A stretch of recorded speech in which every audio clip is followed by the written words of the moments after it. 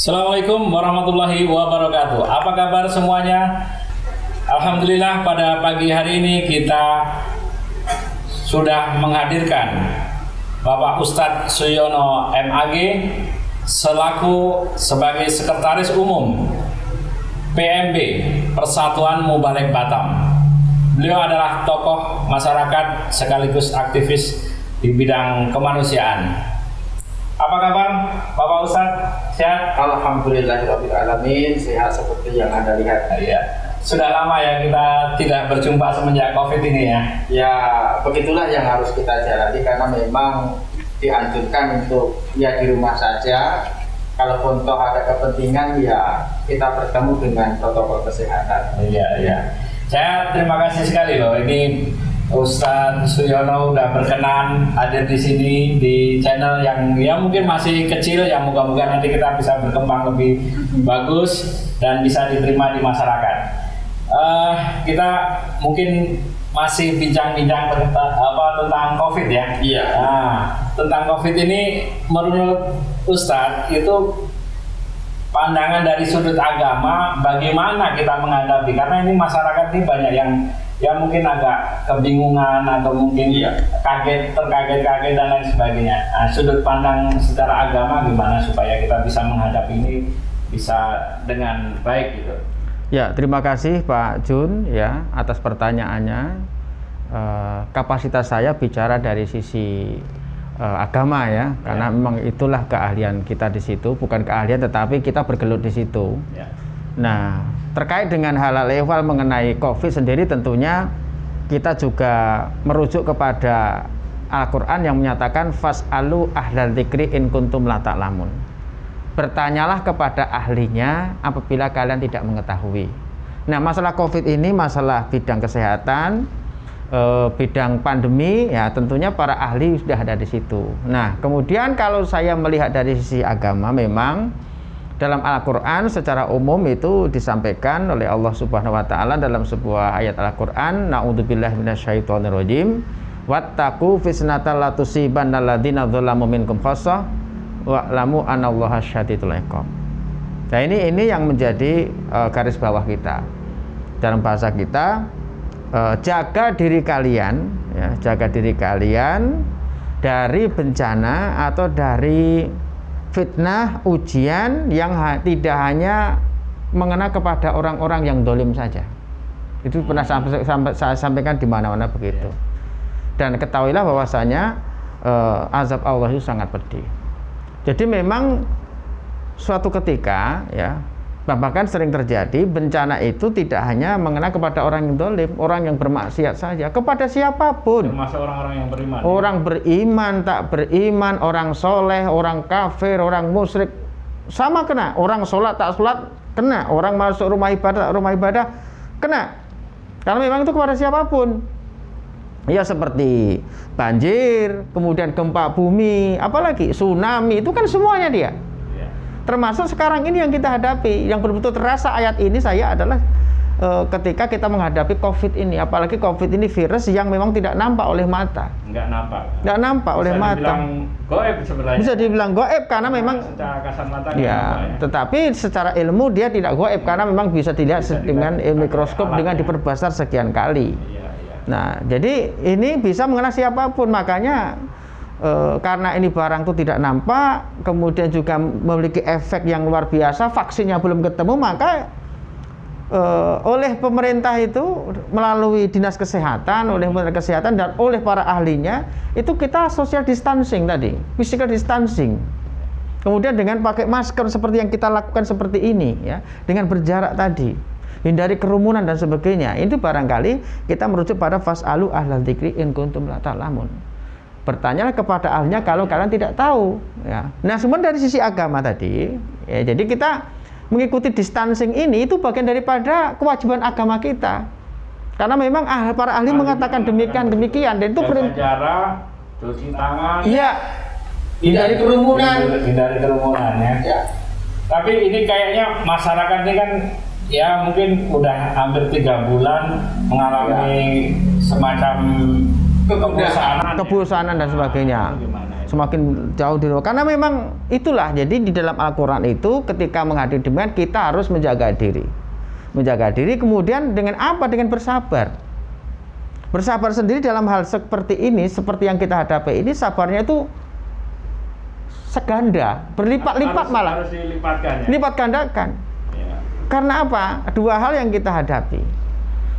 Menghadapi daripada virus ini sendiri, ya, pandemi ini sendiri. Yang kedua dampaknya. Dampaknya ini ya. Dampaknya luar biasa. Iya. Ya, ini kita bincang santai ya, sampaikan. Yang pertama, ketika menghadapi pandemi ini ya kita sesuai dengan standar kesehatan tadi. Iya, iya. Nah, kemudian juga sabar dalam menghadapi dampak ini yang berat. Seperti kemarin misalnya, ketika ada surat edaran dari pemerintah, kemudian dari MUI, dari Kementerian Agama, dan dari kabupaten kota se-Indonesia, dari gubernur se-Indonesia, untuk di rumah saja. Itu kan gejolaknya luar biasa. Ya, antar pengurus masjid. Ini kan perlu kesabaran ini. Semacam agak Bukan agak lagi, saling konflik sesama para ustadz. Itu juga terjadi beda pandangan, akhirnya terjadi keretakan dengan masyarakat, ya. Bahkan banyak pengurus masjid yang mengundurkan diri di tengah jalan. Betul, betul. Ini kan bagian daripada menghadapi dampak. Nah, yang lebih berat lagi dampak ekonomi misalnya. Ya. Pak Jun seorang pengusaha, kena dampak atau tidak? Ya pasti. Pasti kena dampak. Pasti kena dampak. Semuanya kena dampak. Sambil diminum, Pak. Oh, sambil diminum ya. Iya. Tapi maaf, cuma satu saja minumnya, nggak enak pula nanti kan. Saya udah minum tadi. Oh ya, oke. Itu dampak yang sangat luar biasa, itu yang perlu kita kesabaran ganda. Ya, kalau orang sudah perut lapar, kan ini semua kebutuhan tidak menurun, penghasilan menurun. Ya. Saya bukan bicara ekonomi, tetapi saya bicara tentang itulah yang kita hadapi. Ya, ekonomi bukan keahlian saya, tetapi itu yang kita hadapi. Kebutuhan tetap sama, penghasilan kita menurun. Nah, itu kan butuh kesabaran yang luar biasa. Kalau sudah, mohon maaf ya, perut ini lapar, ya orang kadang-kadang terjadilah perampokan di mana-mana. Maka dibutuhkan kesabaran di sini agar terhindar dari perbuatan yang demikian. Maka sabar itu adalah kunci satu. Kuncinya sabar ya. Sabar. Yang dalam Al-Quran tuh gini, ya. Apakah kita perlu takut dengan corona itu atau bagaimana mestinya? Bahasanya bukan takut. Kita menyikapinya. Bahasanya bukan takut. Menyikapinya bertawakal kepada Allah. Bertawakal ya. Iya, karena dalam Al-Quran walana belumanakum bisyai'im minal khauf wal ju'i wa naqsi minal amwal wal anfusi was samarat wa basyir sabirin. Kita merujuk Al-Quran ke sana. Ketika ditimpa musibah, ya, apa itu rasa takut, kelaparan, kekurangan jiwa, harta dan buah-buahan, itu firman Allah mengatakan wa basyir sabirin, berikan kepada orang-orang yang bersabar. Ini kuncinya. Jadi bukan takut pada corona, tidak, kita takut kepada Allah. Takutnya kepada Allah. Tetapi takut kepada Allah diimplementasikan dengan tadi bersabar tadi. Sabar itu menggantungkan kepada Allah. Karena dalam Al-Quran, alladzina idza asabasu musibah qalu inna lillahi wa inna ilaihi raji'un. Kembalikan kepada Allah. Kemudian ikhtiar. Nah, ikhtiar ya. Ikhtiarnya apa? Seperti kita ini, pakai masker ini ikhtiar. Ya kan? Cuci tangan ikhtiar. Jaga jarak ikhtiar. Hindari kerumunan ikhtiar. Semuanya ikhtiar. Semuanya yang kita lakukan ikhtiar. Nah, diharapkan dengan demikian, jadi bahasanya sekali lagi bukan takut corona, tetapi menghadapi sesuai dengan petunjuk Allah Subhanahu wa taala. Jadi ketika kita sudah lakukan ini, sudah bertawakal pada Allah, kemudian juga ikhtiar, maka saya yakin kita punya keyakinan yang sama, ulaika alaihim sholatu min rabbihim wa rahmah. Kita berharap Allah memberikan berkah, keberkahan ya? Keberkahan dari semua ini. Ya seperti pagi ini ya. Seperti pagi ini. Nah, hujan ya. Hujan. Ya, alhamdulillah. Tadi mau ke sini katanya hujan lebat. Ya, balik lagi. Balik lagi. Ya. Banjir ya. Kemudian kasih sayang. Oh, yang kedua Berkah, kasih sayang, kemudian petunjuk. Wa ulaika humul muhtadun. Itu petunjuk. Kita dapatkan petunjuk dari Allah. Jadi saya kira banyak hikmah ketika kita bicara hikmah ya. Ya, berarti kita harus melihat dari sudut pandang hikmahnya apa Iya. gitu ya. Dampak sudah kita bicarakan. Hikmahnya banyak. Contoh, sekarang setiap orang harus bisa menggunakan teknologi. Walaupun online sudah dari awal sudah ada, tetapi ketika ada COVID ini dipaksa harus bisa. Padahal sebenarnya seakan-akan belum siap ya. Seakan-akan siap sih siap, bukan belum dilaksanakan. Iya. Ada Zoom meeting, ada Google Meet, dan ada sebagainya. Kita semua harus melihat teknologi. Seperti misalnya guru-guru yang harus dia selama ini tidak pandai menggunakan laptop, harus pandai bisa. Betul. Nggak harus bisa. Artinya memang dibutuhkan itu. Loncatan teknologi itu semakin masif, dan barangkali ada hikmahnya kita sering juga berdiskusi dengan tokoh-tokoh nasional yang berjauhan dari kita, dengan Jogja, Jakarta. Biasanya kan itu bisa langsung, jarang terjadi itu. Biasanya kita hadirkan dan sebagainya. Berarti silaturahmi walaupun dengan online tetapi semakin dekat kita. Nah, artinya itu menyikapi. Barangkali Pak Jun punya pandangan lain untuk melengkapi apa yang saya sampaikan. Iya, saya sependapat dengan Ustaz Yono bahwa dalam hal mengambil hikmah ya, tentunya kita harus tetap mengambil hikmah, karena kalau kita hanya merenung, hanya memikirkan tentang hal itu, tentu kita malah tambah imunnya menurun ya. Menurun. Maka kita harus melihat sisi lain ya, dari kacamata lain. Bagaimana sih dengan adanya corona ini, apa sih yang bisa kita gali? Apa yang kita gali, potensi kita itu seperti apa? Mungkin barangkali ada, karena kita sering di rumah, mungkin kita bisa banyak belajar, membaca buku dan lain sebagainya. Jadi kita harus melakukan aktivitas yang lebih positif ya. Ya, seperti ketika kita punya anak yang masih duduk di sekolah SD ya. Selama ini kan kita sibuk dengan kita. Ya. Ketika sudah ada kerja dari rumah, kemudian belajar di rumah, hikmahnya kita jadi betul-betul jadi kepala keluarga. Ya, jadi bapak yang baik mendampingi anaknya untuk belajar. Betul. Ya kan? Jadi hikmahnya itu sangat luar biasa kalau kita bicara hikmah ya. Jadi walaupun yang kita hadapi itu seolah-olah ini ada mengatakan itu azab dan sebagainya, kalau saya melihatnya ya dari sisi hikmah saja. Terima yang sudah diberikan Allah kepada kita ini. Ya bukan takut corona tidak, tetapi menyikapi apa yang terjadi saat ini, dan itu dari Allah. Kehati-hatian itu penting ya. Kehati-hatian dalam bertindak ya. Kita jangan abai dengan persoalan. Jadi kita tetap harus pakai masker, kemudian kita tetap harus cuci tangan. Tapi ya mungkin kalau sekarang ini kan karena ada, ya mungkin masyarakat juga udah agak gimana ya, kalau di dalam rumah terus atau kita tidak melakukan aktivitas kan ya tentunya berkaitan dengan ekonomi. Artinya kan tetap kita harus bekerja juga dan lain sebagainya. Nah, mungkin seperti itu ya. Jadi kita tetap harus ngikutin protokol ya. Ya, wajib bagi semua pengusaha, bahkan ketua masjid, ketua musola, rumah ibadah itu wajib pernyataan kesanggupan untuk melaksanakan ini. Waktu kurban nanti ya. Ada protokolnya seperti apa? Mungkin kemarin juga udah dirapatkan di wali kota. Di wali kota, tempat wali kota, bahwa ada aturan yang mesti kita patuhi gitu ya. Iya, betul sekali. Jadi memang